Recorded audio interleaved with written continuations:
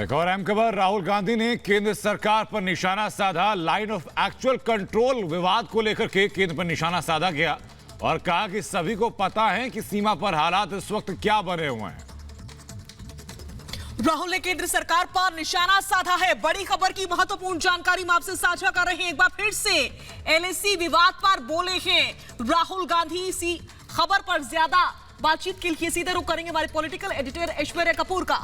ऐश्वर्या, ऐसे वक्त में जबकि दोनों देशों के बीच अलग अलग स्तर पर वार्ता चल रही है, ऐसे में देश के अंदर अगर विपक्ष इस तरीके से रुख करता है तो क्या गलत संदेश नहीं दे रहे पूरी दुनिया को राहुल गांधी? आनंद, अगर आप देखें तो बात कर रहे हैं उस सीमा की जिसको हमारे जाबाज सैनिक हर कीमत पर बचा कर रखते हैं। वो एक बार फिर भूल जाते हैं कि किस तरह से कांग्रेस पार्टी बीजेपी को काउंटर करने के चक्कर में हमारे सैनिकों के शौर्य के ऊपर सवाल उठाती है। और इसी में एक बार फिर उन्होंने ये सवाल उठा दिया है कि कितनी बाउंड्री किसी पार्टी की नहीं, बाउंड्री हर एक हिंदुस्तानी की है। भारत देश का 1 इंच जमीन भी हमारे सैनिक पीछे नहीं हटेंगे, ये हमको मालूम है। लेकिन फिर भी उसके बाद भी राहुल गांधी कांग्रेस पार्टी के हैं। कांग्रेस पार्टी ने भारत पर 50 वर्ष से ज्यादा रूल किया है। उसके बावजूद ये सोच रखना और अपने ही सैनिकों के शौर्य के ऊपर सवाल उठाना, ये एक ऐसी चीज है जो कि राहुल गांधी पहली बार नहीं कर रहे हैं, बार बार करते हैं। और इसीलिए ये एक सोच दर्शाती है कि आप जैसे कहते हैं मतलब पार्टीजन पॉलिटिक्स, आपको राजनीति करनी है आप करिए।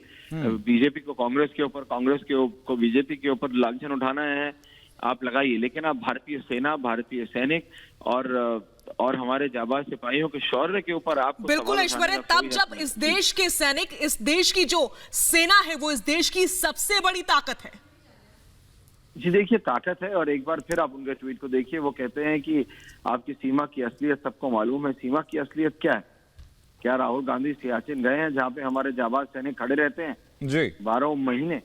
क्या राहुल गांधी कभी एलएसी पे जाके उन्होंने देखा है कि वहां पे जितनी बार चीनी सैनिक अंदर आने की कोशिश करते हैं?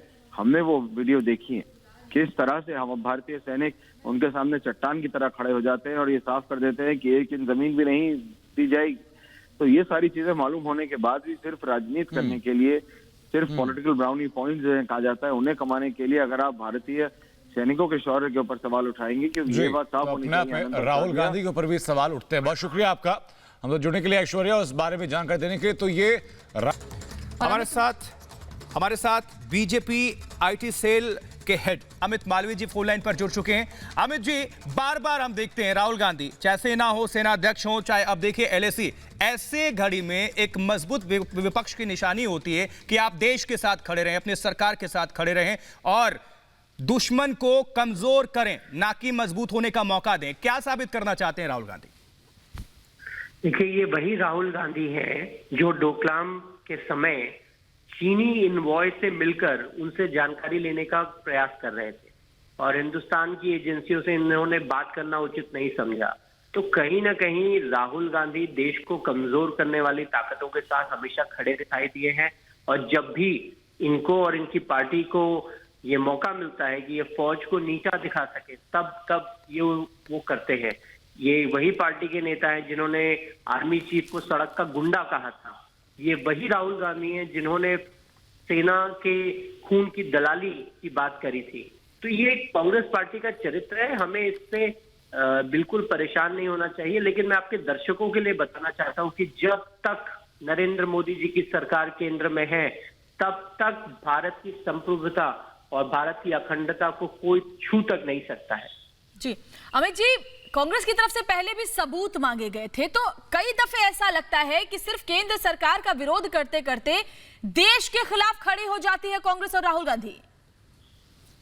देखिए, कांग्रेस पार्टी मुख्य रूप से देश विरोधी पार्टी है। देश को कमजोर करके ये अपनी राजनीति करना चाहते हैं और ऐसे ही पिछले 7 दशकों में करते आए हैं। अगर आप देखें तो कांग्रेस कार्यकाल में सेना को इन्होंने निस्नभूत करने का काम किया। इन्होंने देश की अर्थव्यवस्था को और देश के जो डिफेंस मैकेनिज्म है दोनों को कमजोर करने का काम किया। कमजोर भारत कांग्रेस पार्टी की पूंजी है और इसीलिए वो इस प्रकार की राजनीति करते हैं। लेकिन अब क्योंकि देश मजबूत हो रहा है, दुनिया में उसकी साख मानी जा रही है, तो कांग्रेस पार्टी से ये पच नहीं रहा है। शुक्रिया हमसे बातचीत करने के लिए अमित मालवीय, आपका और अपना पक्ष रखने के लिए। तो बीजेपी आईटी सेल के head Amit Malviya phone line पर हमारे साथ थे।